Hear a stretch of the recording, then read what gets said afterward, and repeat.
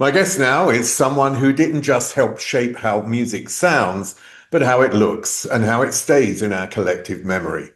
Malcolm Garrett is one of the most influential graphic designers to come out of British pop culture, responsible for some of the most recognizable and enduring visual identities in music. His work spans from the sharp graphic energy of Buzzcocks to global pop imagery like Duran Duran, including the instantly iconic Rio cover, an image that still defines the color, confidence, and ambition of that era.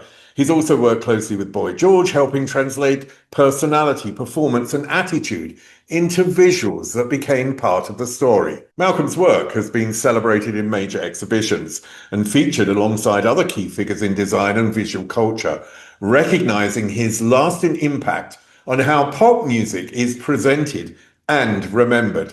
And alongside that serious cultural legacy sits a lifelong fascination with Thunderbirds, the Gerry Anderson universe, which feeds directly into his love of design, futurism, and pop mythology. Now, in this conversation, we talk about how those images came together, the thinking behind them, and why visual culture matters as much as the music itself.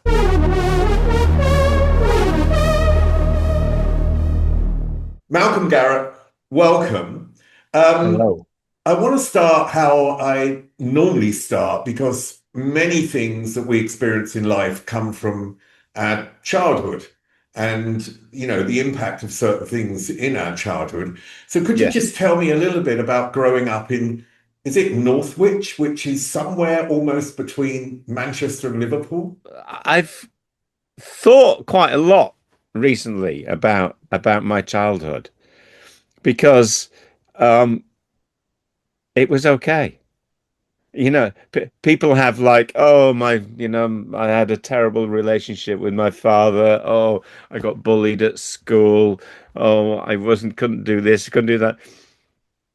I grew up on quite a big council housing estate and I had lots of school friends, male and female.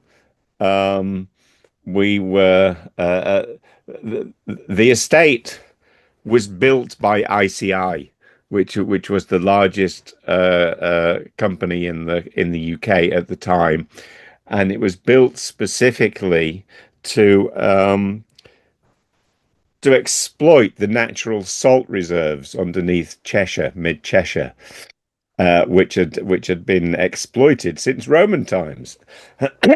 So at one edge of this housing estate, which was probably about half a mile across. I mean, it was very generously spaced with big playing fields in the middle of it. Then at one edge of it, it was the edge of a hill.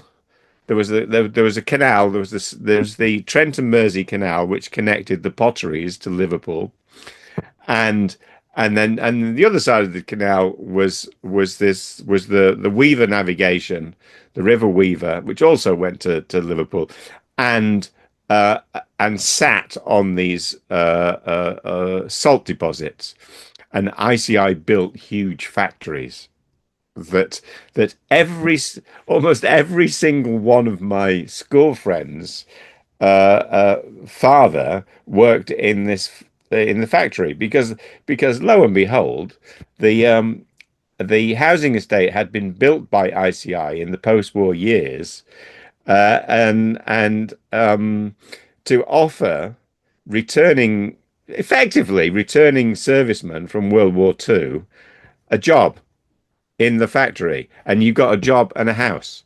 And so my parents, who were both from Liverpool, who met and got married in Liverpool at the beginning of end of the 40s, beginning of the 50s, accepted a job and moved. So I was born on this housing estate. We say it's boring, but it doesn't, the No, boredom. it's no, I haven't finished yet. No, don't Okay. interrupt. Don't interrupt. And so one edge of this housing estate was the factories, but some of your more geographically learned listeners will know that Cheshire is the heart of dairy country. Cheshire cheese, Cheshire milk, and the other edge of the housing estate bordered on dairy farms. So I had this weird mixture of influences of growing up in the countryside by a factory, by a massive I mean, huge. I mean, several square miles of factory, uh, and um, and so it was great. And because as a boy, you could, going and playing by the canal, by the rivers, in the woods, in the fields. Um, yeah, at the same time, being as I was inspired by this all this kind of mechanical and an industrial environment, and and I think I can see the influence of both of those things in my later work. I can see how all of these things um, informed the person I became. And further informing the person I became was the fact that I was my village was called Barnton, and there were several villages around the town of Northwich, which means salt town, and Northwich, but Northwich was also because of its geographic location being important, it was also at the crossroads of two major rail routes.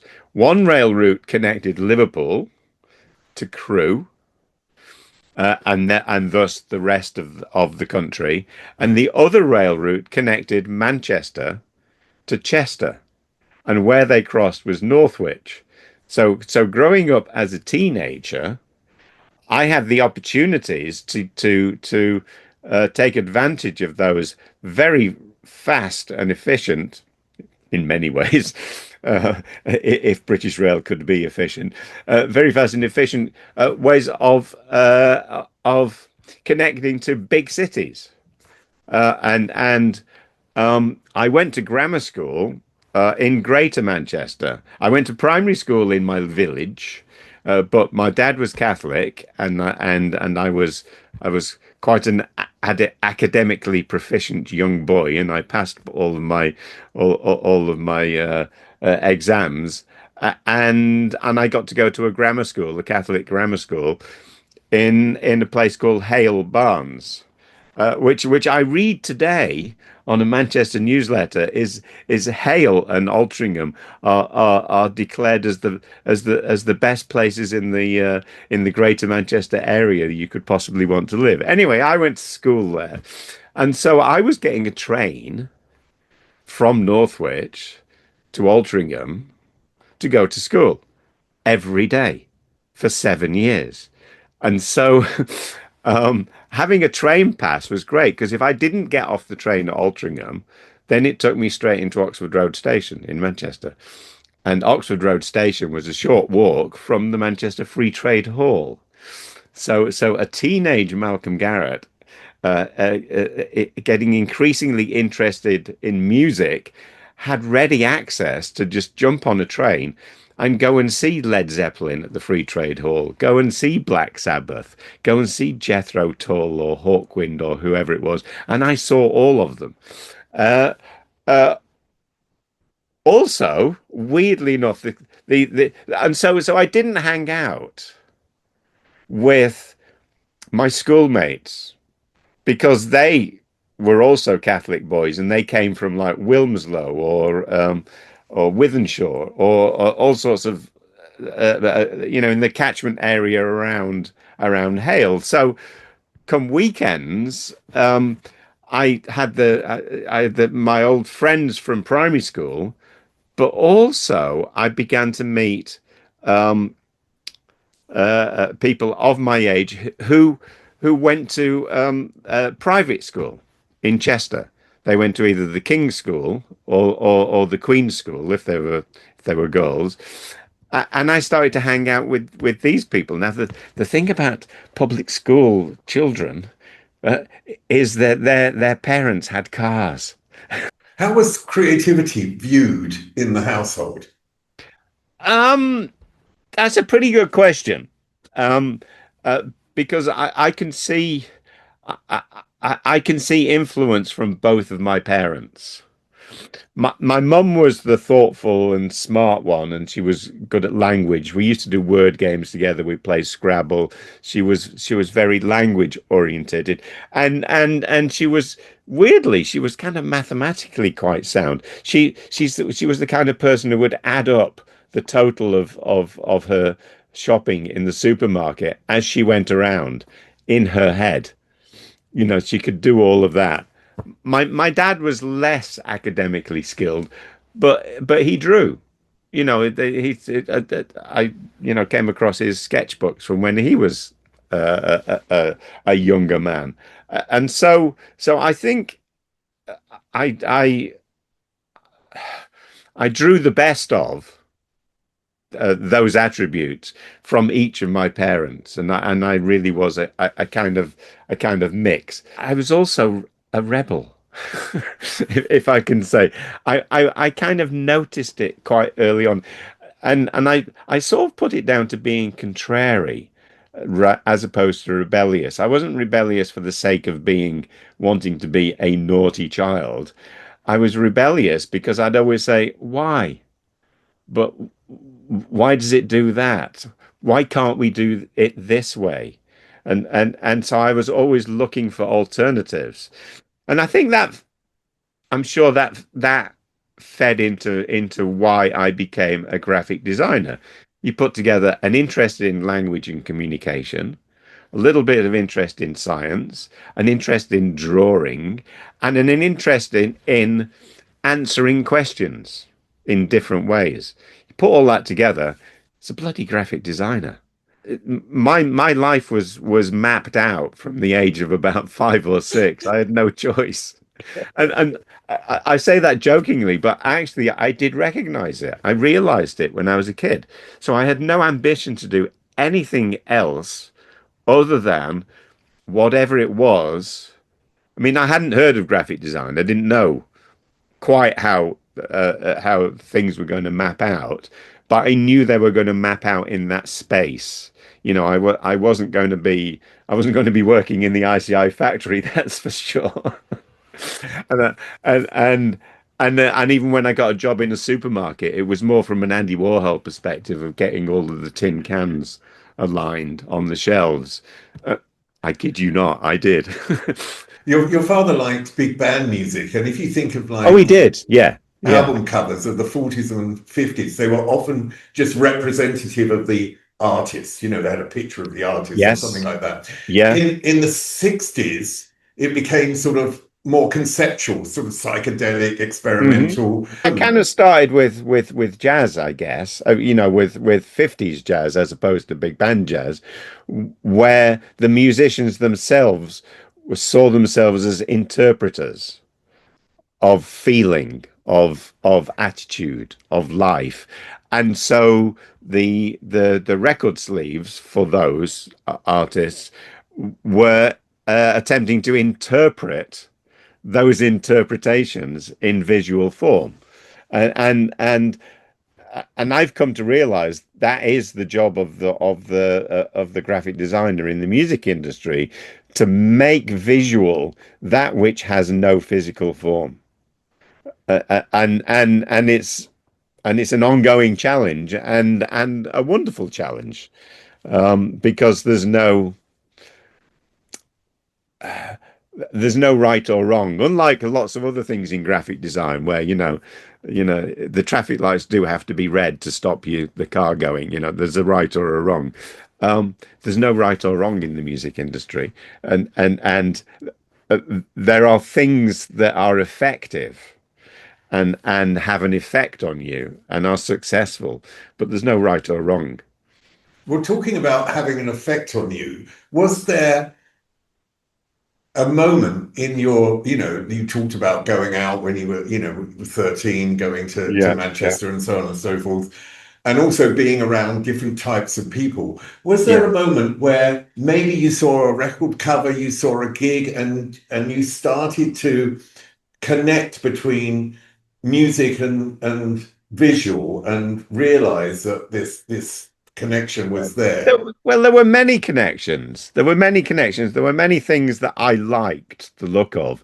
And obviously, I was 7 in 1963.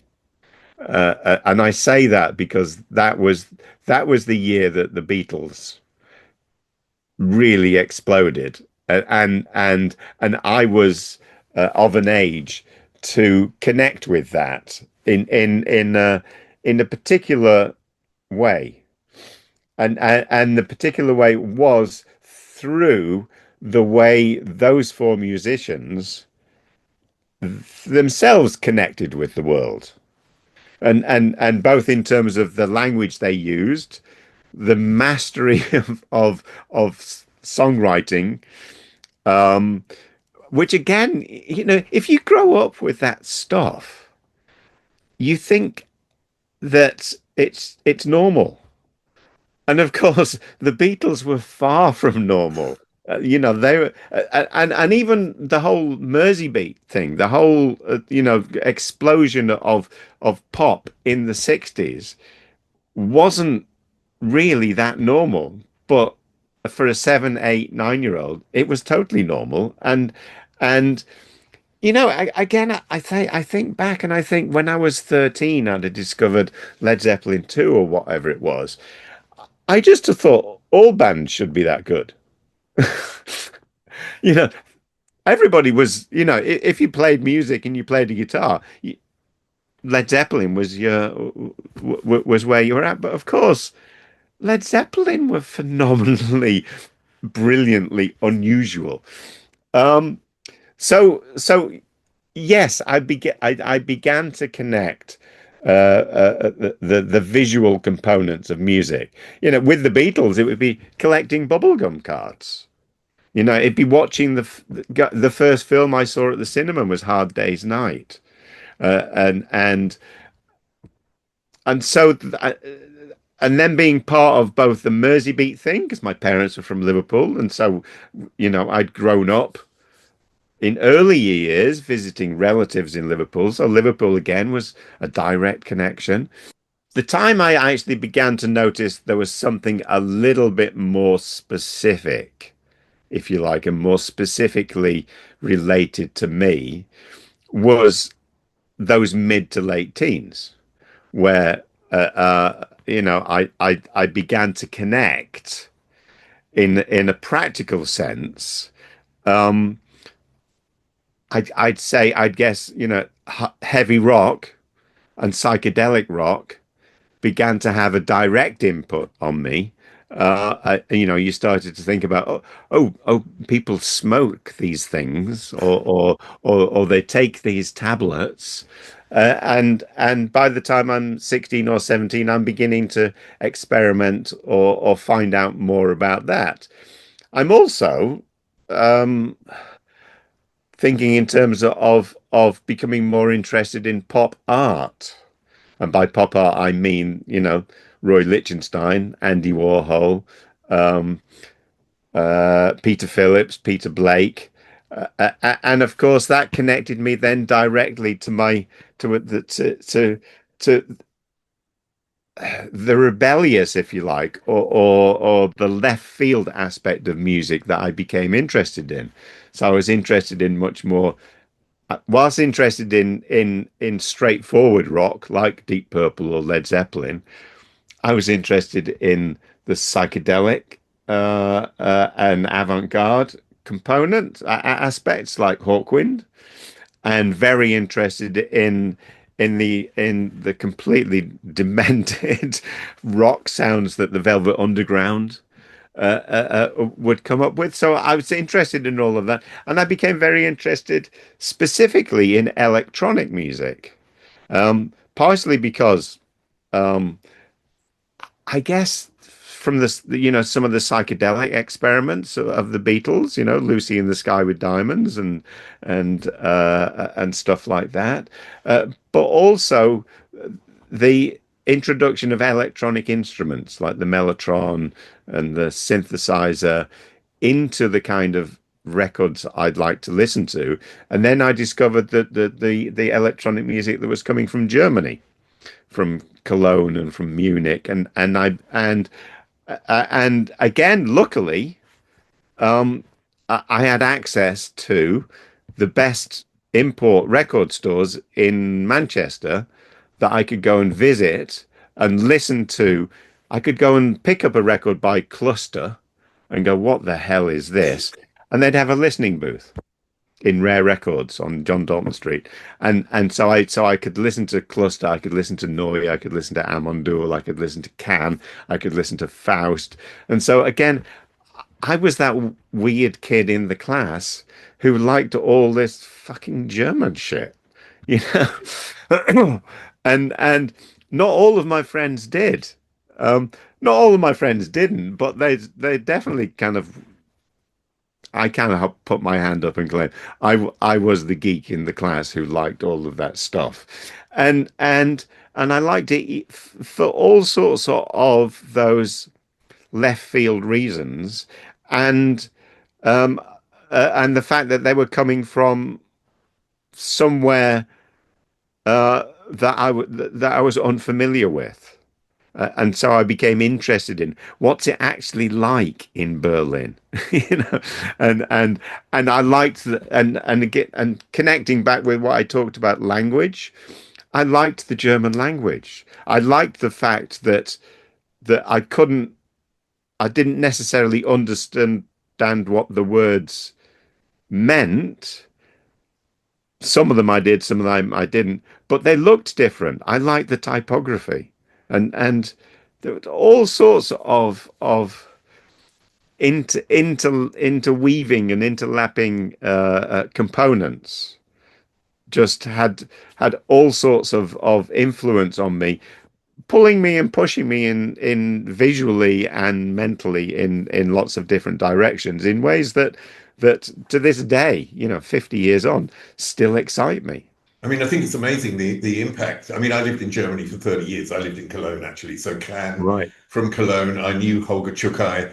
Then you've Wow. got, Kraftwerk from Dusseldorf, Neu from Yep. Yep. Dusseldorf, and Yep. so on. And the impact, and partly that impact was the influence they had in artists that would then export the name, as it were. So, That's right. like That's right. through Yeah. Bowie, people like that. One thing that really fascinated me about electronic music was not only the German aspect, but in sci-fi series like Quatermass and, Yeah. or Yeah. the Yeah. Electronic Workshop, I think it was called, the Yeah. BBC Electronic Workshop, Doctor Who type thing was, Yeah. there Yeah. was electronic music on your television. And one Yes. area that maybe people don't associate directly with you at a first look is that interest that you had in Gerry Anderson. So obviously, Gerry Anderson was phenomenally influential, and I in recent years I have the great fortune of meeting his son Jamie, and so I started to work with the with Anderson Entertainment. We have an exhibition. Go and see it, listeners, viewers, at the Museum of Brands. It's phenomenally successful. Now, here's an interesting thing. I was told yesterday, and I love this. I love this. The Museum of Brands. Uh, this has been their most successful exhibition ever. Last weekend, they had a record number of visitors, and interestingly enough, the curator from there also went to the Design Museum to see the celebrated exhibition about the Blitz Club and how important and influential the fucking Blitz was. And she said we had 250 visitors in our gallery.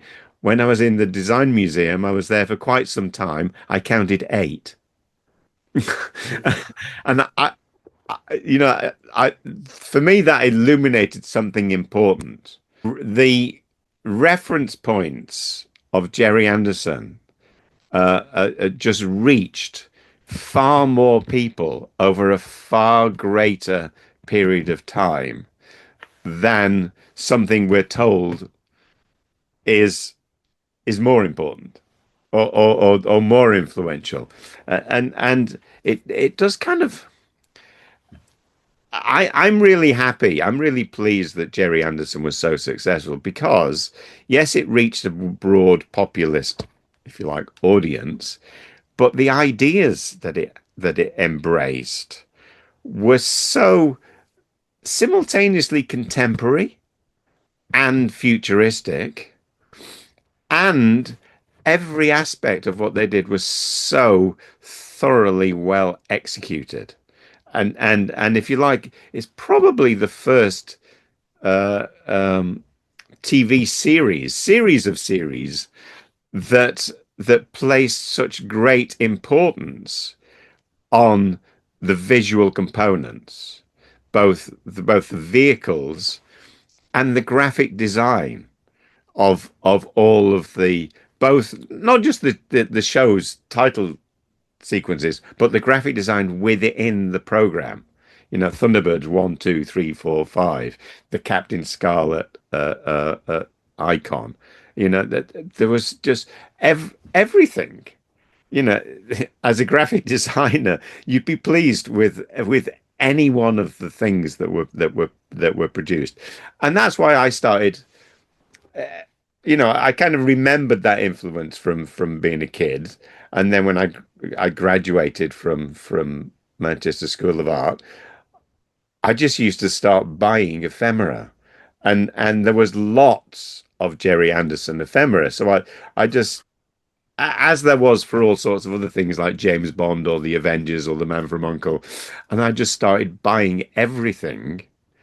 First of all, it was everything that was printed, because I was interested in books and print and posters and stuff. And after several decades, I realized I think I've got every single annual from Supercar to Terrahawks.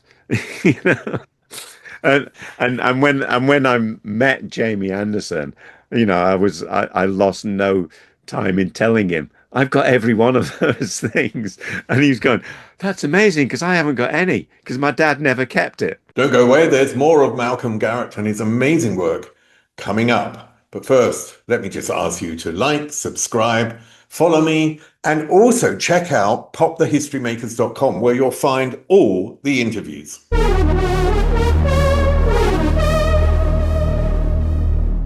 I am not a hoarder. I'm just not somebody who likes to throw anything away.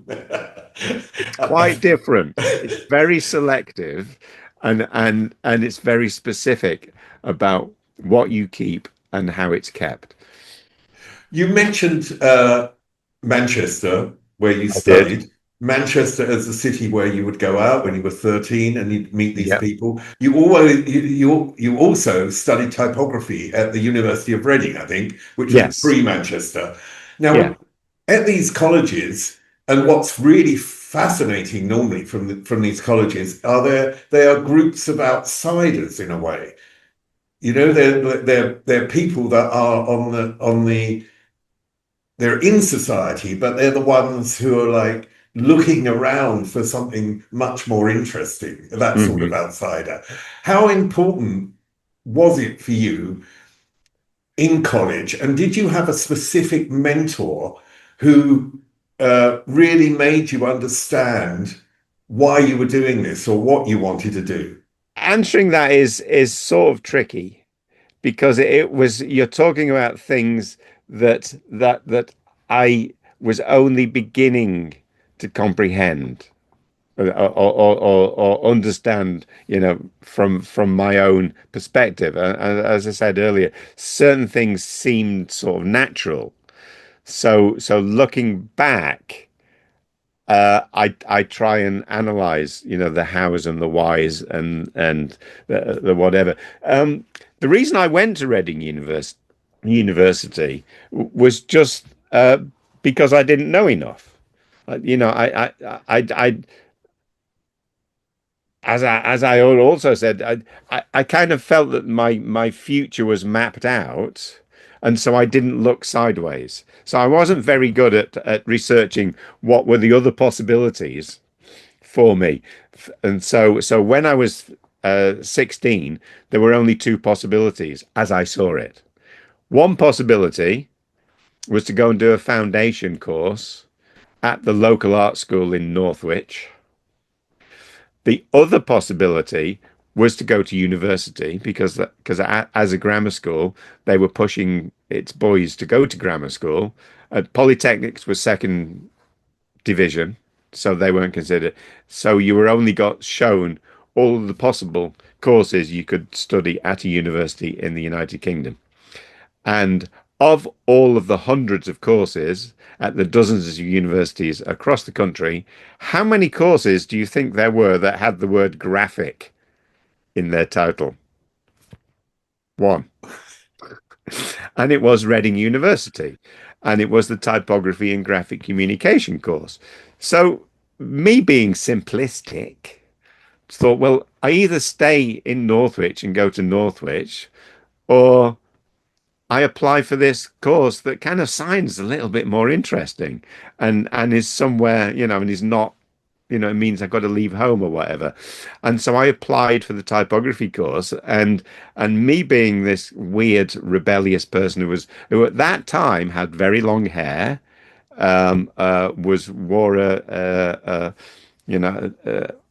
wore hippie clothes, hippie denim, and painted his nails with nail varnish.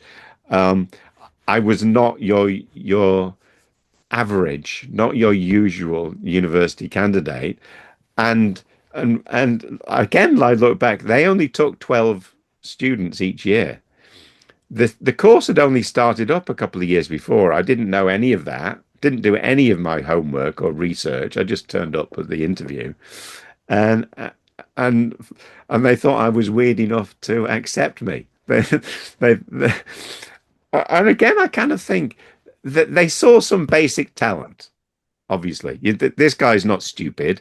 He's intelligent. He's got his A levels and he can draw a bit. His portfolio is kind of interesting. He's interested in stuff that we don't know about. And let's take a punt on him. Let's see what happens. And so they took a punt. So to answer your question, who are my mentors? The mentor, it transpired, that came out of that was Michael Twyman, who had set up the course. He'd created that course out of nothing because he perceived that the UK education system needed a course of that academic discipline mixed with creative insight. And even though I left after a year, he did sit me down and tried to persuade me that maybe it wasn't the right thing, and that his course would be good for me, and I had the good fortune of meeting him and getting to know him a little bit better later in life. Sadly, he passed away last year, and I was able to express to him that but far from rejecting his course, I took from it as much as I possibly could, and I took lots and lots from it in all sorts of aspects of the educational directions they pointed you in. I took away, but what that course was not able to give me, and again was something that I discovered, although I was looking for it. I discovered it by accident, and what Reading University was not able to give me was punk rock. And I know I was looking for punk rock because with a couple of other people on my course in Manchester, I say half-heartedly, but we put a lot of energy into it, starting a new Dada movement. Because for me, Dada had that representation of a sense of purpose, but its purpose was to question everything. Yeah, it was sort of nonsensical, wasn't it? So yes, so it wasn't negative at all. It was positive, and it was directionless in as much as you could go in any direction. And it was when I one day I literally woke up one day and saw something about the Sex Pistols and then went, fuck, Dada's happening. It's here. And from that moment, it was literally was an overnight thing. And I think many of my contemporaries at that time had that same awakening. It was fuck, this is what we've got to do. And again, you didn't really know where it was going to take you. I didn't know it was going to take me towards the Buzzcocks. I just bought Anarchy in the UK in a record store, and I saw a video of the Pistols in that store, and it was like fuck. And then then I started to, being the collector that I am, I then started to collect everything else, the Clash, the Adverts, the Damned, Richard Hell and the Voidoids, Television, the Ramones, and so I started to reach out and collect all this stuff.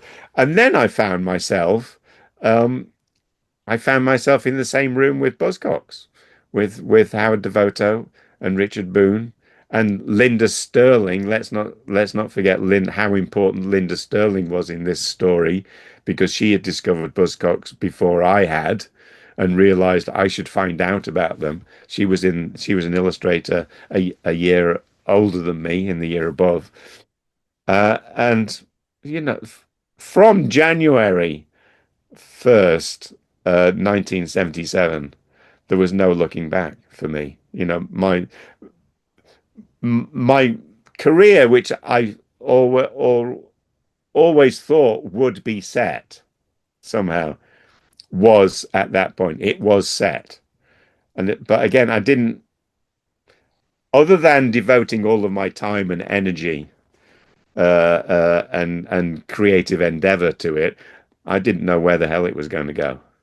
Just before we get to Buzzcocks, because obviously I want to talk about that, Yeah. and with Linda, obviously, but the punk was sort of a reaction to the older values that were no longer relevant. And Dadaism came up as a movement, as a reaction to the First World War. And I just wondered, in my head, I remember like growing up in a family that would reference the war. I mean, we're similar ages, there's about two, Yeah, 3 years in yeah, between. So they would reference the war. And of course, there was no reference for me growing up, right. but it was a Yeah, reference for them. And when punk came up, it really felt like this was the moment of freedom for a new generation. right, right. Um, Am I sort of pulling at straws by connecting them in that I way? don't know. I'm trying to just kind of take on board the similarities and the differences. I mean, I I don't think Dada was just a rejection of the First World War. I think it was a rejection of normality, which had been thrown into disarray by the First World War. And so in that regard, I think punk was similar in that punk, and you know it's a bit simplistic to say, oh, well, it was just a rejection of Rod Stewart or whatever, or Elton John, or any of that boring shit. Queen. I must admit, we hated fucking Queen, Bohemian Rhapsody. But but there was a lot of stuff which we didn't reject. Punk did not reject krautrock. Punk did not reject Lemmy and Motorhead and the influence of Hawkwind and the counterculture. It did, Stiff Records and all of those independent record labels picked up the vibe of what had been going on in Ladbroke Grove and Notting Hill. So there wasn't a blanket rejection of everything. You know, me and John Lydon, we were both big Van de Graaff Generator fans, and we never rejected that. I went to see Van de Graaff Generator as a punk, you know, and so it it wasn't so black and white as that. What it was um, a way of avoiding anything that was dull, and and and and picking up and supporting and developing the aspects of, because we were all into music, for fuck's sake, the famous phrase, "It's not about the music, man." Actually, it was. It was the music, but it was the music as a component of a lifestyle, or a way of conducting yourself. I mean, you were in the epicenter in a sense, weren't you? Because in Manchester, that Yeah. this famous gig that practically everyone says they went to. I didn't. Just wanted to. I did not. Guess where I was? I was in Northwich. I was in Northwich, and I was working in a biscuit factory as a summer job to earn enough money to supplement my meager grant. And so that was too early. I didn't have a television, and so and I didn't read the media. I didn't read newspapers. I didn't buy magazines, um, and so the I didn't read the NME. Everyone talks about how brilliant the NME was. It was shit. It was still full of shit bands. Um, the Old Grey Whistle Test, it was shit. Top of the Pops was shit. Um, so I didn't bother. I didn't bother with all that stuff. Well, let's get on to the And Buzzcocks being an then. art student is great because you could live a life outside of normal society. And in Manchester, you did get that. There was a differentiation between the art school punks and the the Scallies, the Manx, which included, the Fall and Joy Division and all of those uh, um, local Mancunians. I mean, let's not forget. Yes, I was in the heart of it. I was in the epicenter. I was living in Manchester, but I'm still from mid Cheshire. I'm still from the countryside, and I'm still carrying this guilt that my parents from Liverpool would be horrified at me saying anything healthy about Manchester, because that Liverpool Manchester rivalry just went on forever, and and and so it took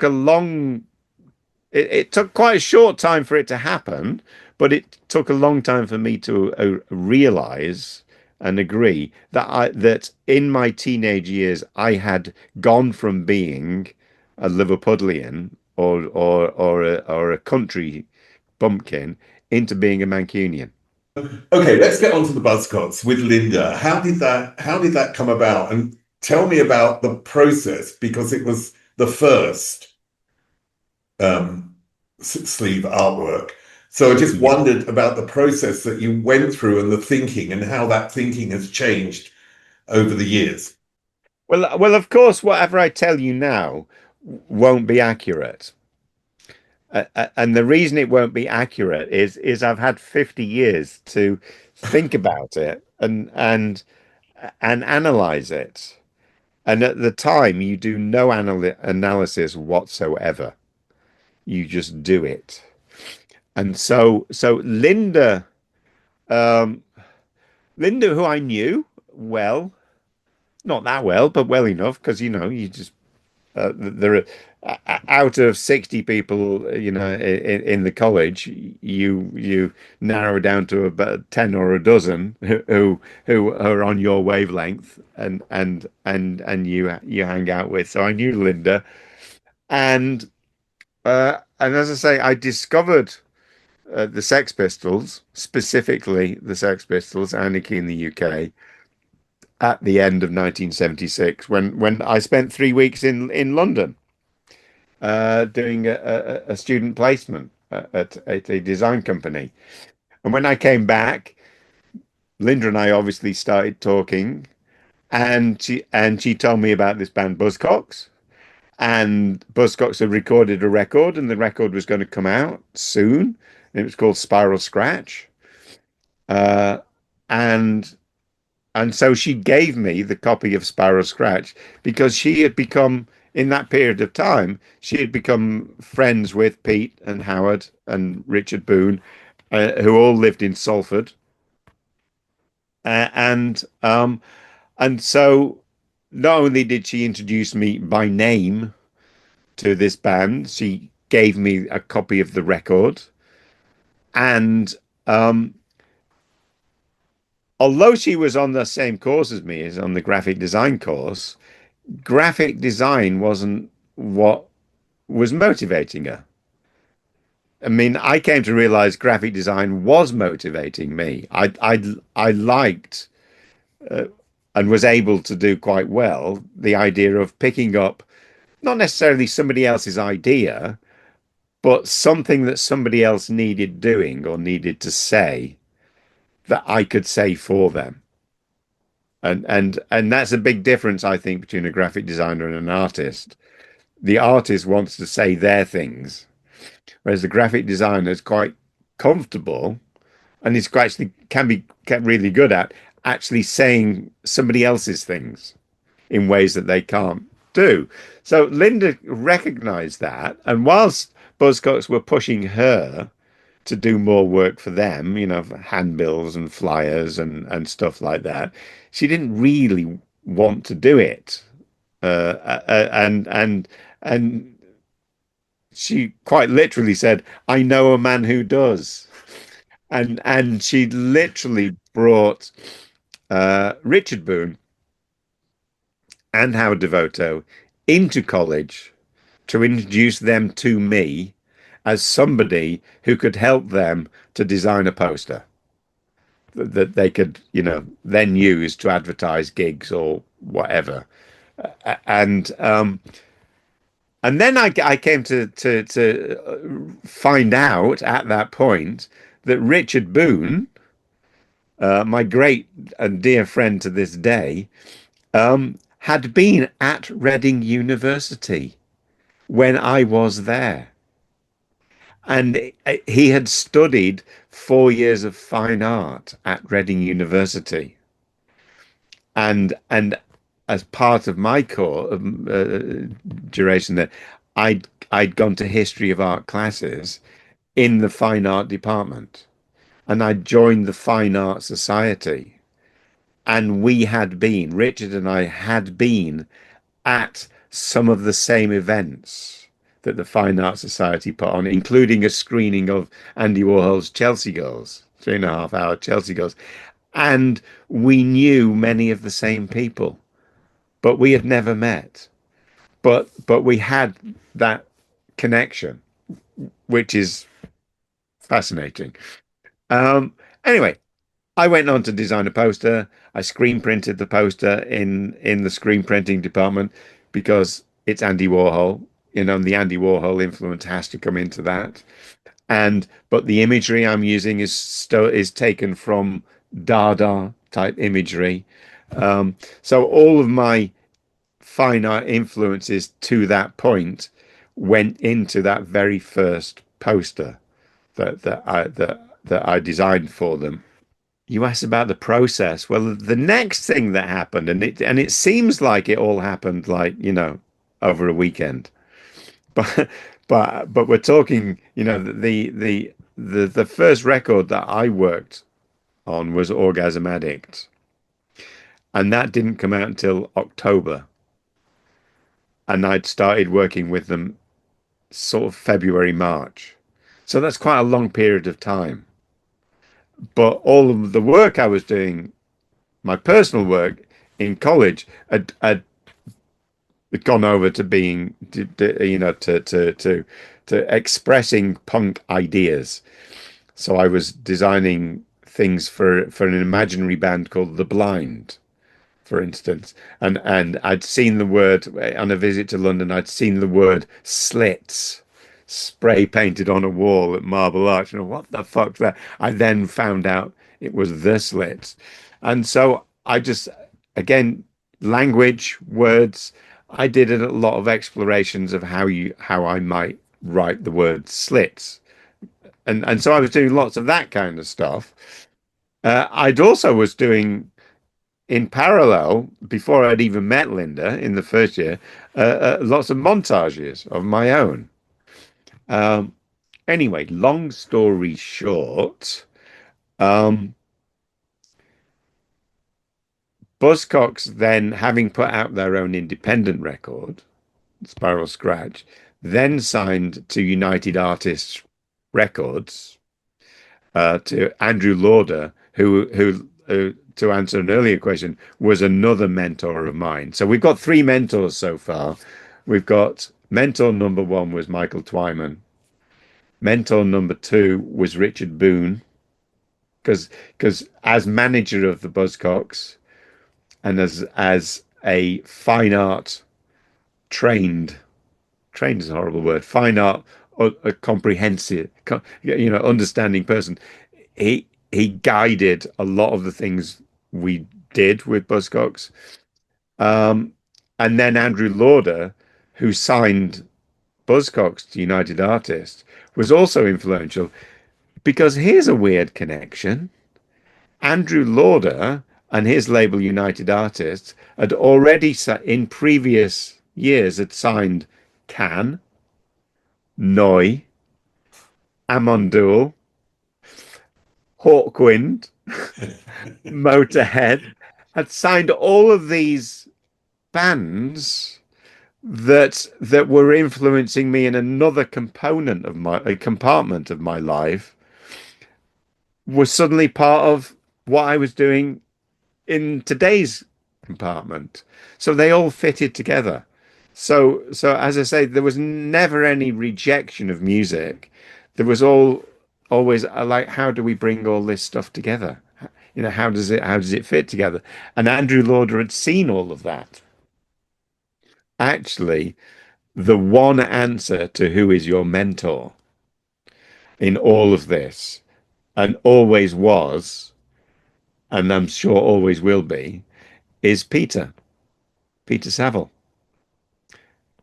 who had been my schoolroom friend at St Ambrose College in Hale Barnes, and with whom we'd expressed or exchanged ideas and thoughts and aspirations, and sort of for year on year on year on year. And so Peter was always central to helping shape my thinking, and vice versa. It's safe to say, because we were only similar to the degree that we rejected many of the same things and were excited by many of the same things, but we were equally argumentative or non-receptive to lots of things. So he didn't, his appreciation of krautrock, for instance, was not the band Can, which was mine. He was Kraftwerk, and for all the reasons that are obvious for both of those things. And this is a bit pretentious, but I'm going to say it. I always likened Peter and I's relationship to the two Brians in Roxy Music. I'll leave you to work out which one was which. Yeah. Because so we were in the same space, in the same band, and we were taking the same thing in different directions simultaneously. You mentioned that your role, as it were, is to expand, or maybe like interpret, I would say, maybe the band in a visual way, to take it in a, not a different direction necessarily, but take it a little bit further than the band has got. What does that mean you have to know about the band? Do you have to know them? Do you have to know all their music? You have to know them. It's Right. it ultimately it is about them, and what they are doing in making music is finding out for themselves who them is, and so if you like, the most successful um, work I did is with bands that I was able to explore that relationship and that comprehension of who them is over a period of time, because you sort of get better at doing it, or it starts off being quite instinctive. And so I instinctively loved Buzzcocks. I loved the lyrics. So the lyrics were inspiring to me. They would make me think of visual things. Um, but as time went on, those lyrics sort of changed. They ceased to be so punk rock and so Howard Devoto-y,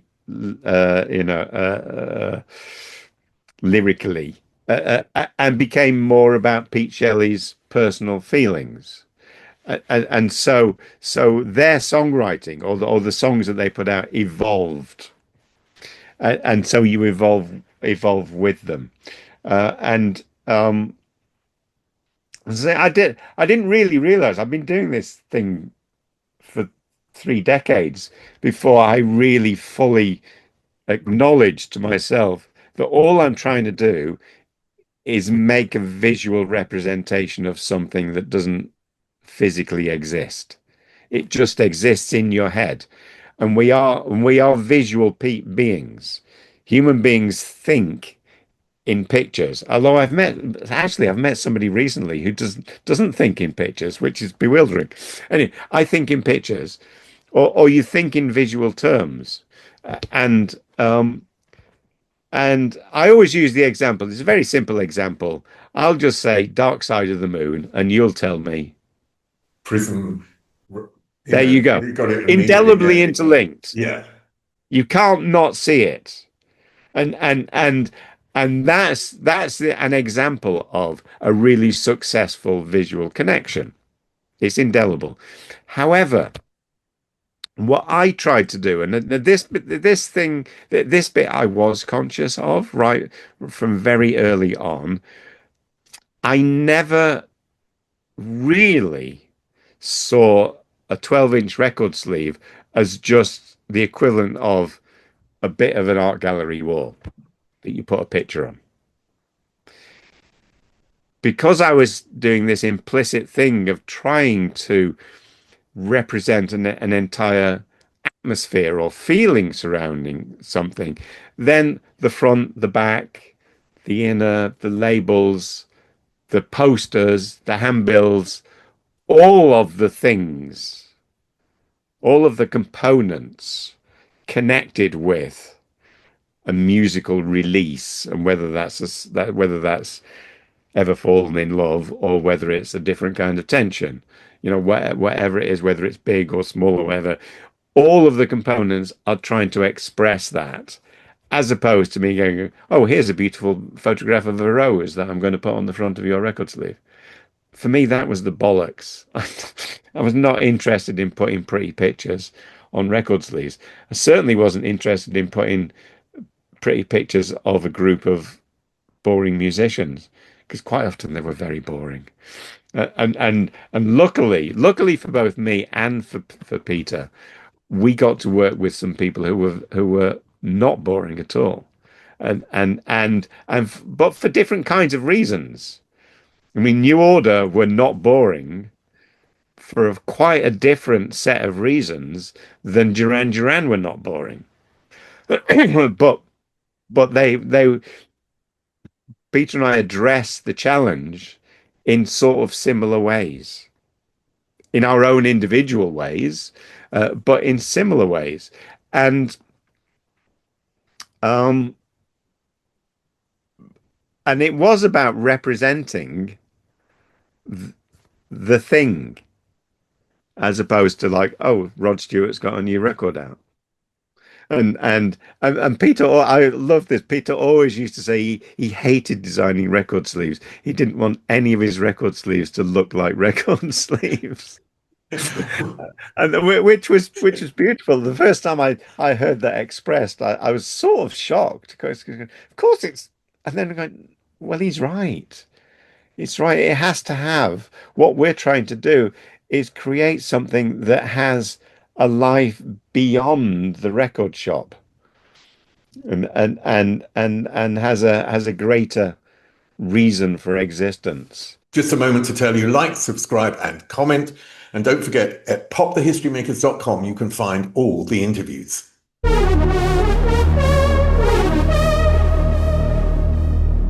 That aspect of me being more interested in all the ways all of the bits and pieces fit together. I think there's only one real precedent to that, and that was Barney Bubbles with Hawkwind.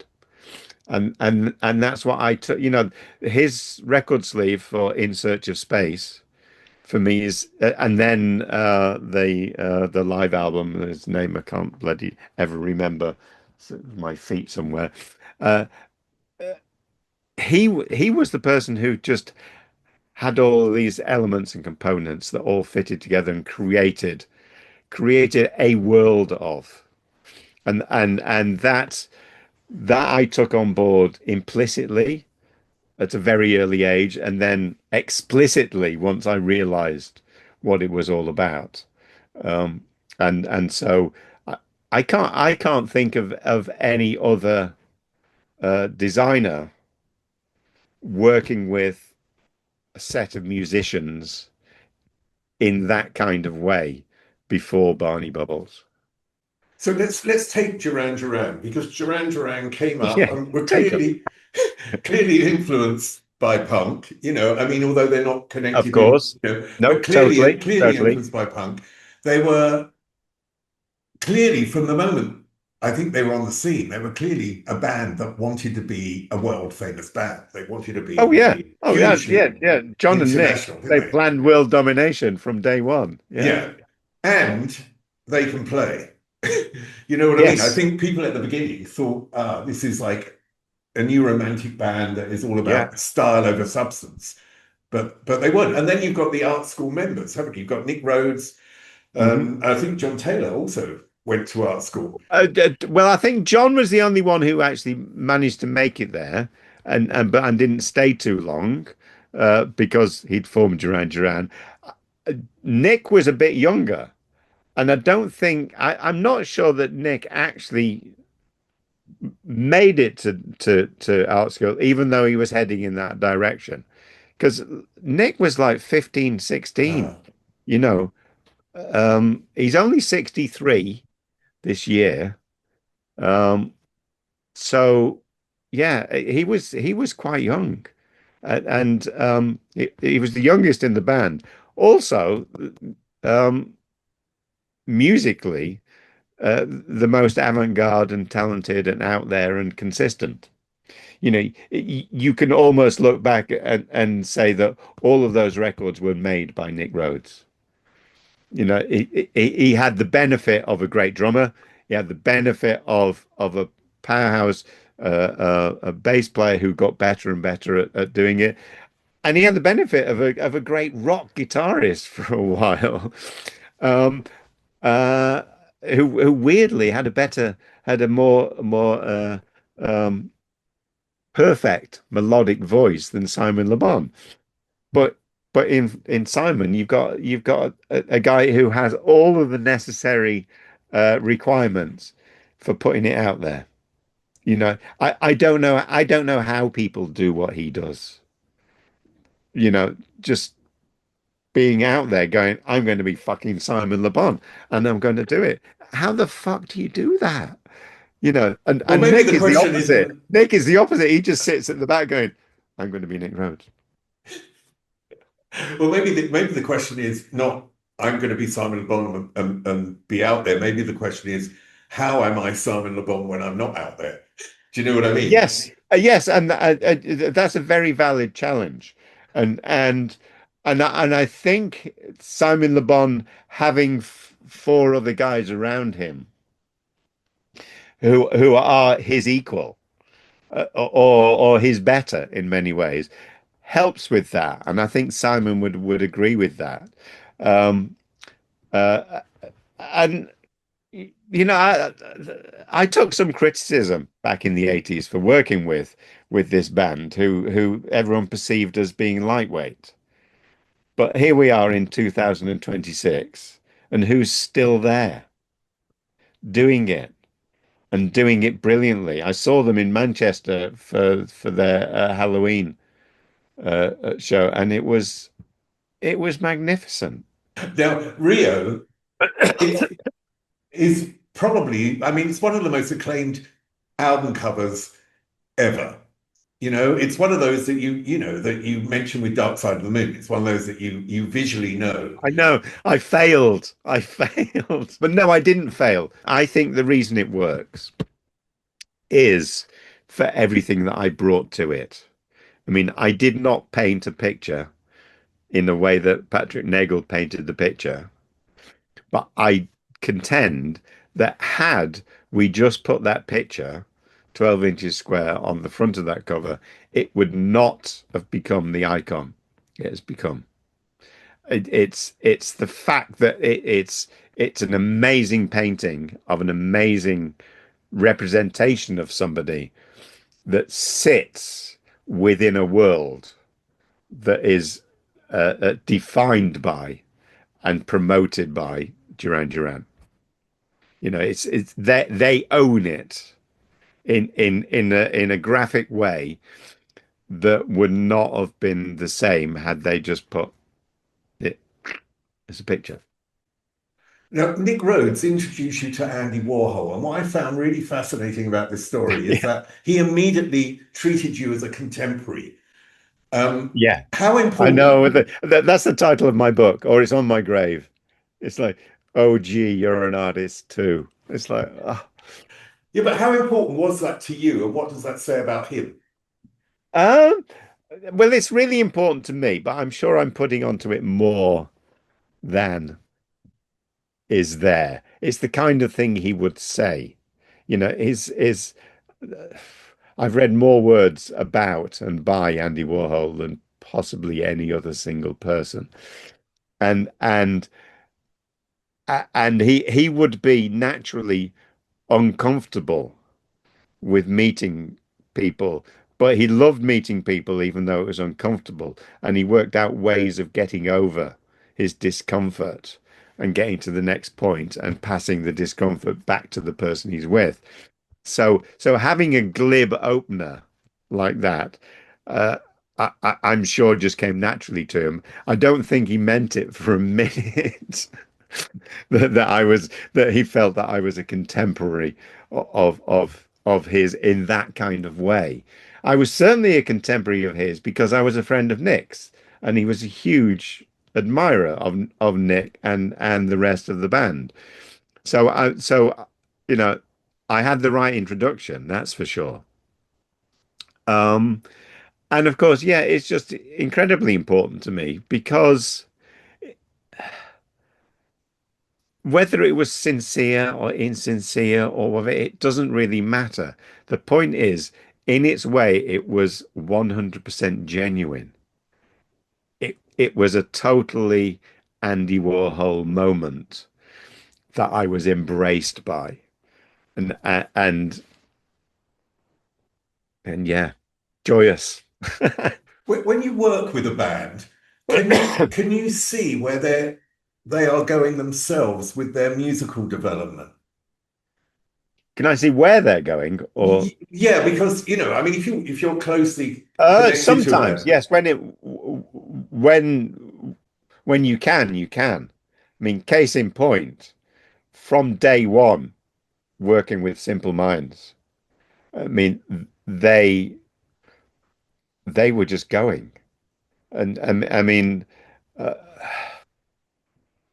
I'm not sure. I'm not sure Jim himself fully comprehends his own lyric writing. Uh, and him working with Charlie, because Jim's not a musician, can't play any instruments. He just has, but Simple Minds are Jim Kerr's voice and his words. But without Charlie alongside, who again it was his school time, friend since primary school. Um, they were just indelibly interconnected in I guess in ways. Again, I'm going to say something which might sound pretentious. In the way that I tried to create visuals that work with that sound.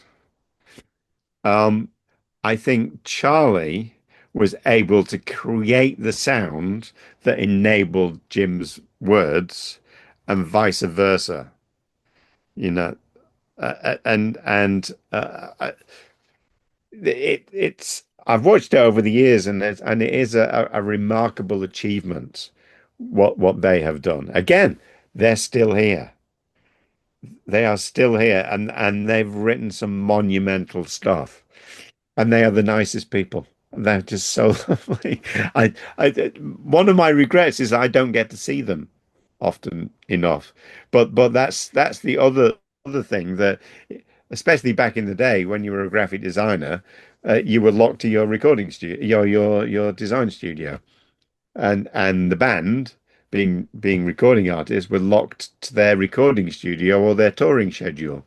So so by definition, from the moment you meet for the first time, you're on a pathway to diverge as people.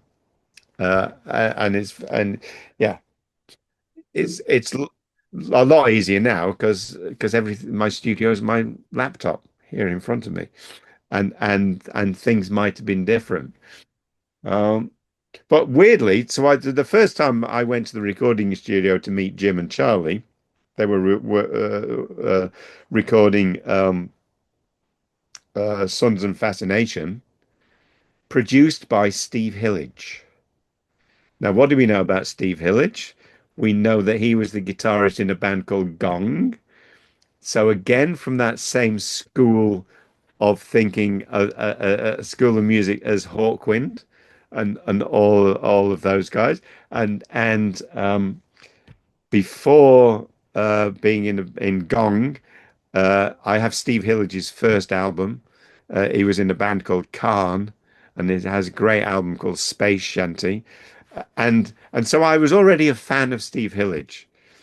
But even though I'd been working in the music industry for about 3 years at that point, and I should have been relatively comfortable, I was too fucking timid to go up to Steve Hillage and say, "Hello, I like your work."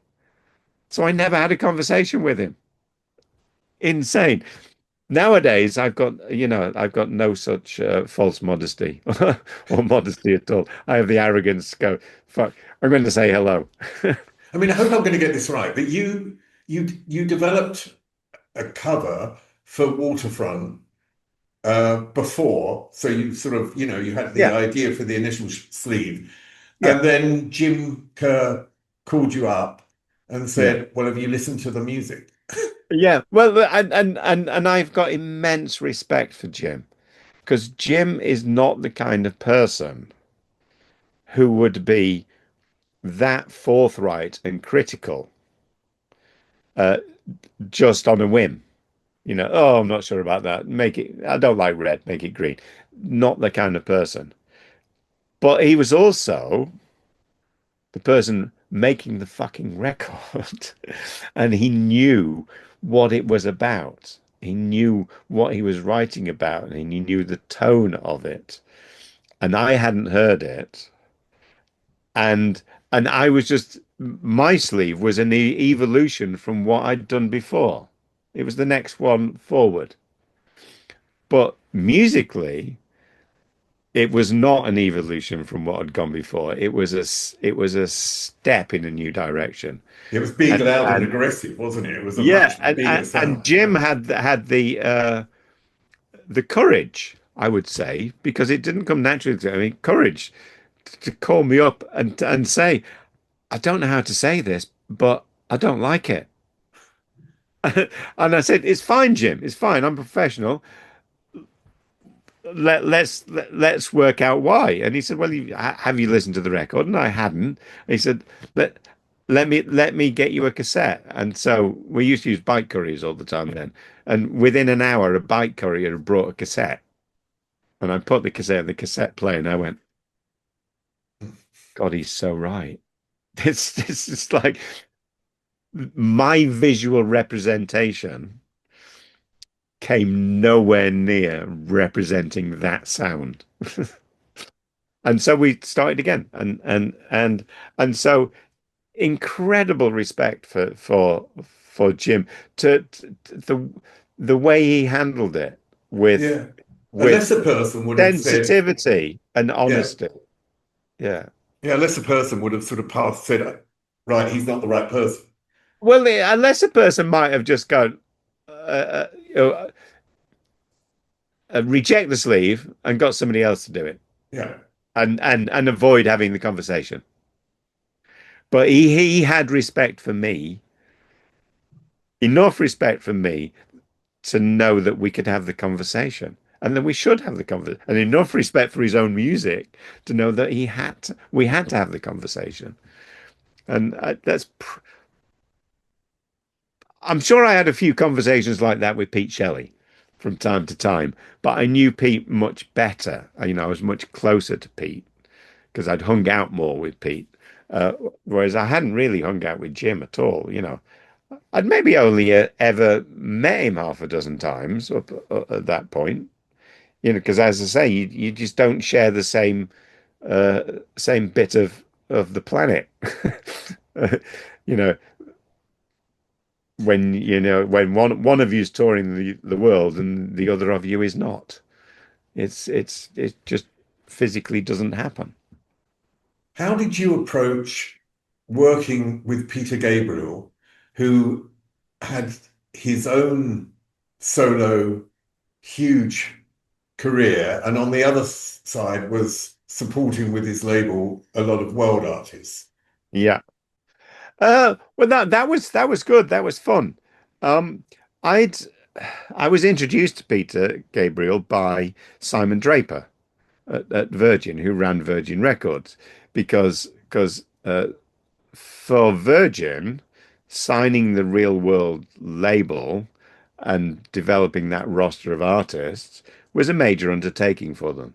This was a serious development, and rightly so. And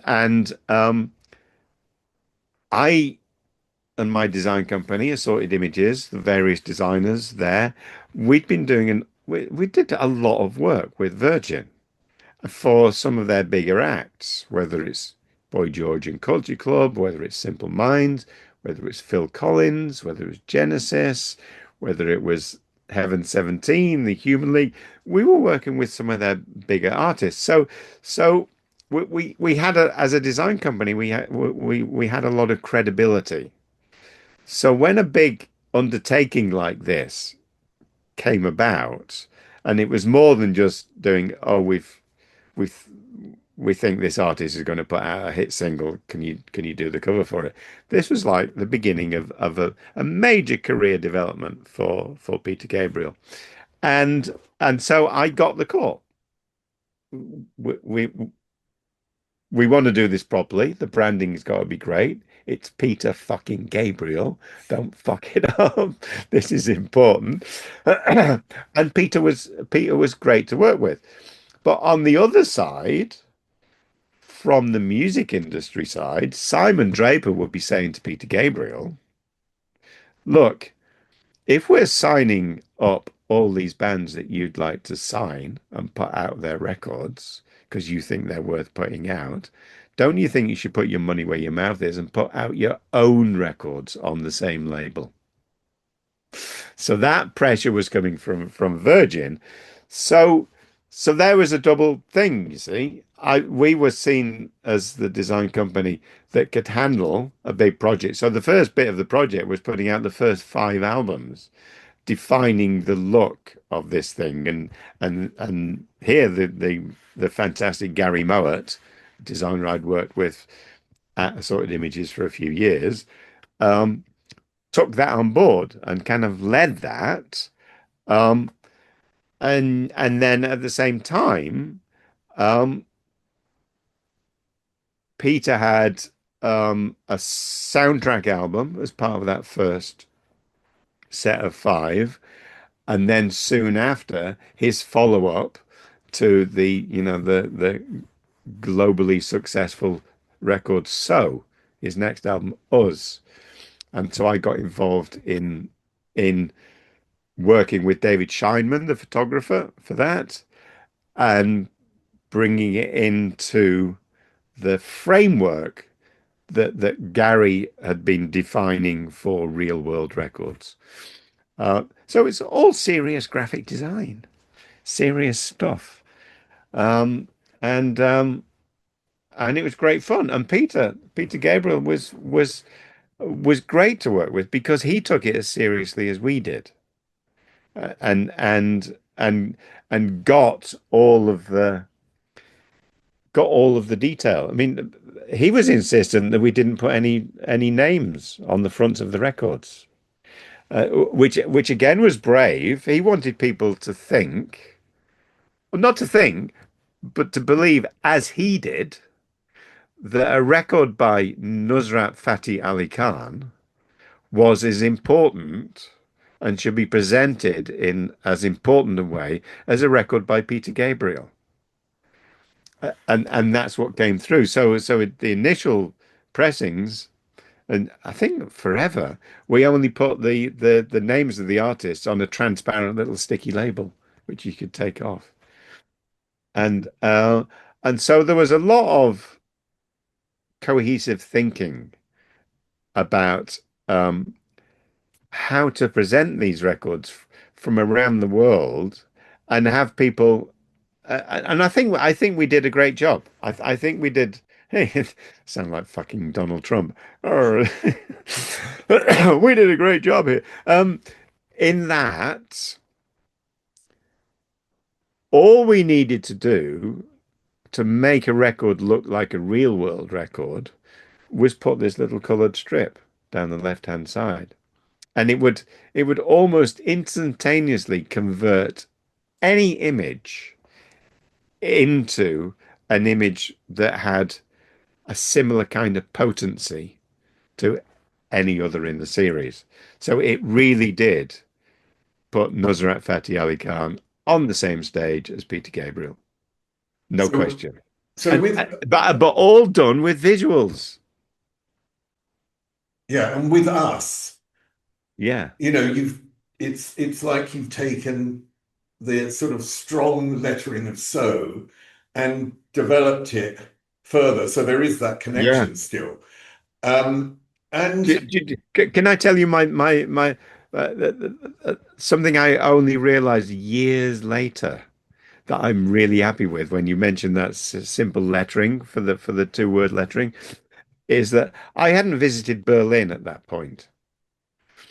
And I didn't visit Berlin for maybe another 10 years. So I was not familiar with the transport network in Berlin.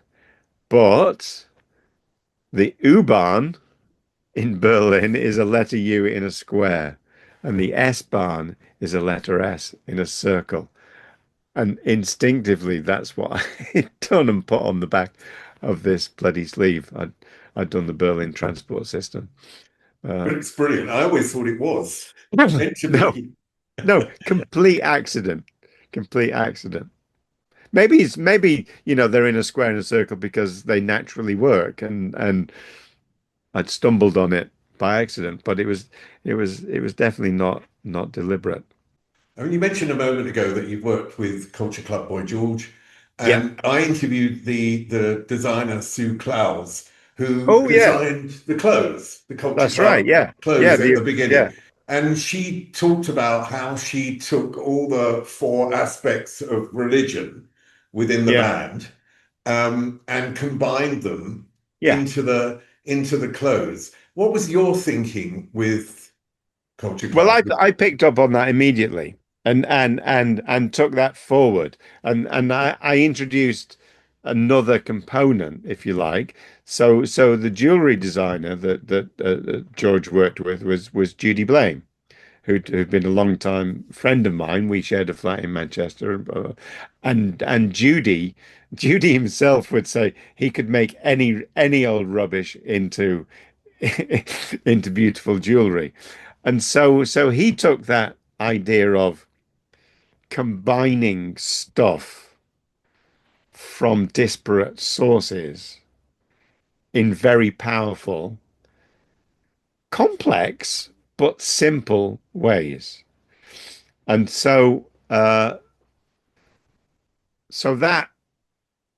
angle of Judy dressing George with hats or decorating clothes or still working with Vivienne Westwood bondage clothing was an evolution of what Sue had done there.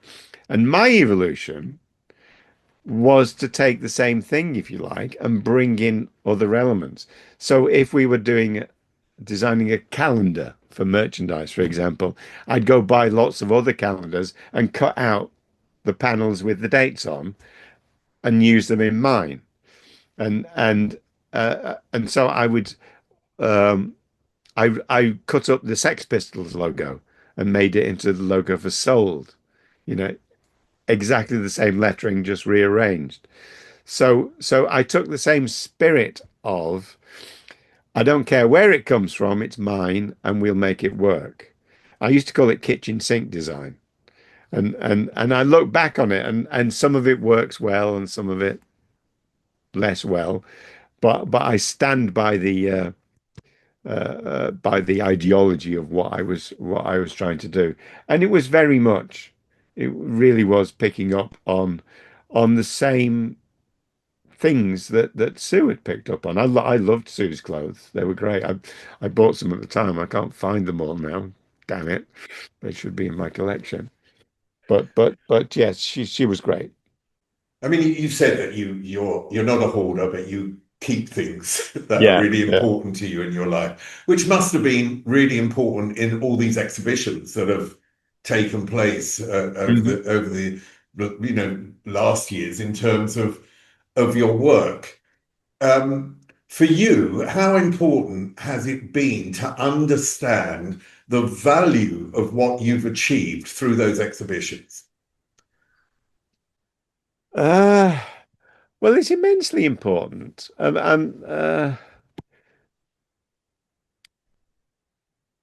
I find myself in an interesting position in assessing myself, and that is I'm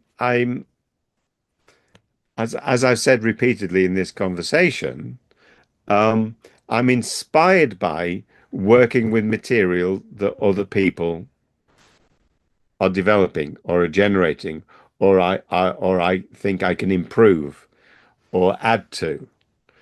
So quite often there's a bit of me that thinks, oh well, it wasn't really mine. But then there's another bit of me that says, as we was discussing with the Rio album, well, without my bit, it wouldn't be what it became. So I have this mixed uh, uh, combination of kind of embarrassment and humility that I'm not an artist and I didn't come up with that initial starting point. Perhaps it wasn't my idea, but I also have the pride that well, I've been part of making something become what it is, and it has some longevity. So um, the overall thing I'm left with is I'm very happy. I am really happy. I sometimes think, I had a bit of a health scare last year, uh, and I had a heart condition, and but I'm still here, and it gets you to thinking about your own mortality, and I kind of thought, you know what? If I did not, if by whatever chance I did not wake up tomorrow morning, I wouldn't, not that I'd be able to think, but I wouldn't think, fucking hell, what kind, I'd be thinking I had a great life.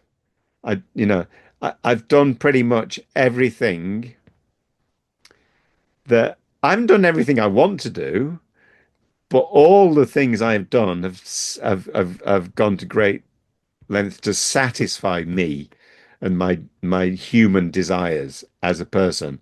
And the two things that I'm most satisfied by are um well, one, quite simply, I'm in the history books. There's a certain level of immortality there.